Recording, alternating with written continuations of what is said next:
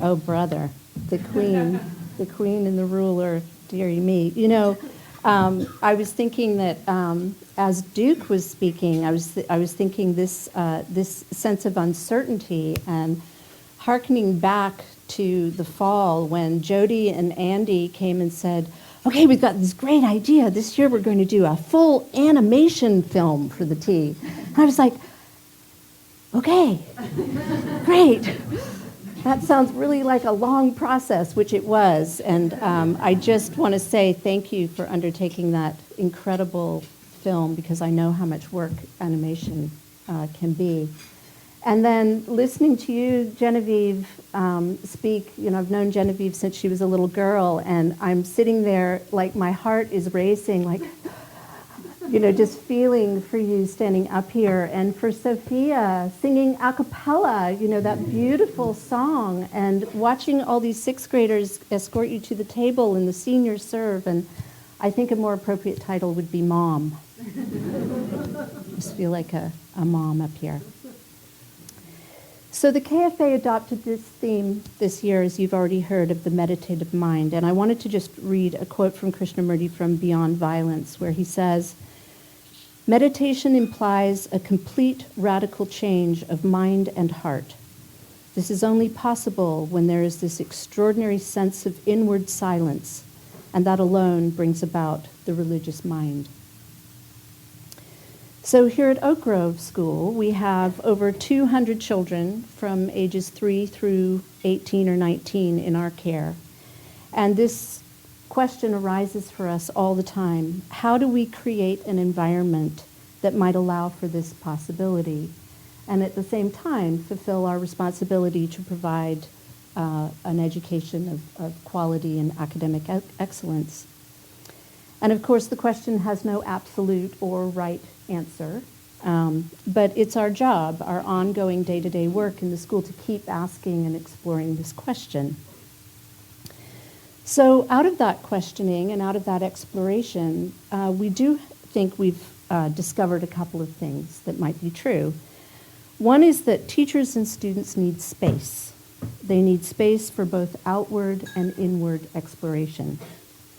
And for that reason, we embrace an approach to learning that is founded in inquiry, or founded on inquiry. Now, inquiry-based learning is not very efficient. If it's examined through this lens of content covered, how many pages of the textbook you can get through, because it takes more time, it takes more space. But when you view it through the lens of depth of understanding, and the opportunity for learning beyond the facts, and perhaps even into that unknown, uncertain territory, or even learning about one's relationship to oneself and others in the world, then it really does look quite different. Here are the words of one elementary student.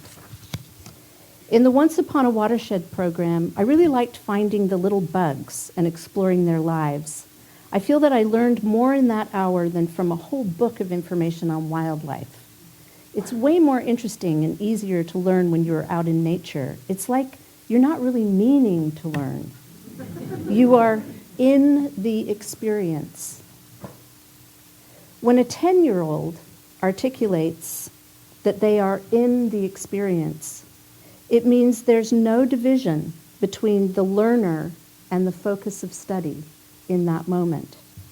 In that moment, they're just in this state of openness and receptivity. And by allowing for the space for that to occur, we are hopefully planting the seed of the meditative mind. Children must have space to learn and to grow, and it's no accident that Krishnamurti began all his schools in beautiful, beautiful places, where students would have the space to spend time in nature, be themselves in the natural world. As another elementary student states, when I have a choice to where to do my math, I often go outside to the deck or out to the rocks in front of our classroom. My brain can breathe out there. How fortunate that this student here at Oak Grove has that choice. We have also come to understand that both teachers and students need space to practice deep listening, for the teacher to listen with full attention to their students, and for students to listen with their full attention to each other. Here again is an elementary student. These quotes are taken, by the way, from your bookmarks. Debating an idea in class helps us listen to a friend's ideas and helps us think about their ideas and not just our own. And here's another. It's fun to learn from my friends. I like to hear other people's ideas. Sometimes when I hear more than one side of a story, it's easier to figure out what I really think. I learn from other kids in my class when they have different ideas from me. As students mature here at Oak Grove, they are given more and more space to examine their own thinking, reflect on their learning and relationships, and intentionally explore their own assumptions, biases, and conditioning. Over the last several years, we've been developing what we call gateway experiences for the secondary school. And these are opportunities for students to reflect on their growth over time. Just recently, our high school humanities teacher, Will, mapped out all of the opportunities that our 7th through 12th graders are given to reflect over the 6 years in secondary school. And it was amazing, remarkable to note how much space was dedicated to that process. At least once or twice each month, students are given opportunities to look inward and, in Meredy's words, study the book of themselves.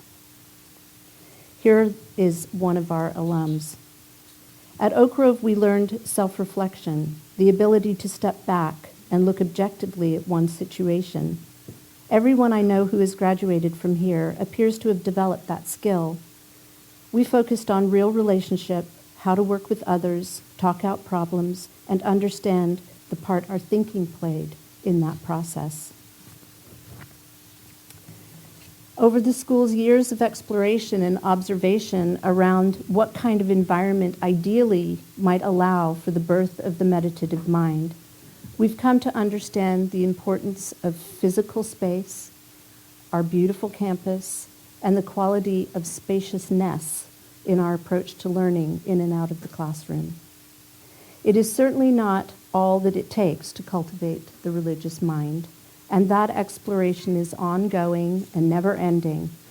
And yet, here we are today, now, at this moment in time, and as I look around, I think, wow, we are so fortunate because we do have a beautiful campus for our students to grow in, and we do have an incredible faculty of dedicated teachers who give themselves heart and soul every day to educating our children and fulfilling the mission of our school.